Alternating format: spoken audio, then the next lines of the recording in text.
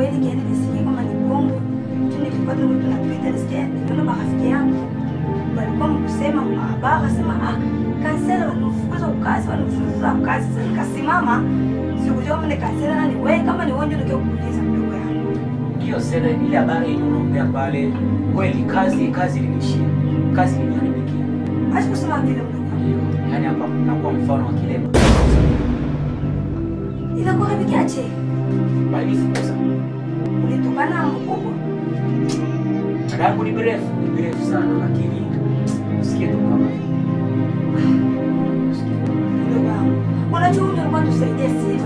Ulikuwa tusaidia mdogo wangu. Kisha wewe kufukuza kazi. Sasa sisi tutakimbilia kwa nani mwingine?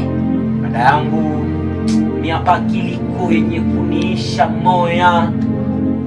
Ni mfano wa mtu mwenye alikuwa na macho, sasa akitobolwa macho anakuwa kipofu. Mawazo na mwishi yake hajui ataanzia wapi, ataishia wapi, lakini yote anachaka tu siku yenye atakufaka basi. Na choki si kwa mfano hapa dada yangu. Sasa tu Mungu anakiona. Sielewi hata. Sielewi. Tuko na bibi yangu hapa tunaikala. Yaani dada yangu akili kwenye kunisha na kisi niko naona hii kazi iko mjia. Kisi nafukuzu iko mjia giza. Tu hapana wazi kabisa pepo giza. Giza. Hapa kusema giza mtoto. Unajua bulozi wewe? Au juu bulozi kazi. Acha kutamamba bulozi.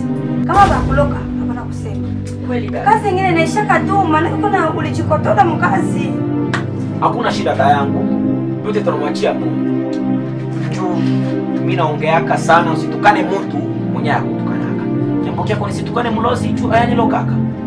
Ndio basi kiko nikaba kama mshingo hivi kananiponona. Jona sauni mwema. Utamu kumbuka Yesu salama.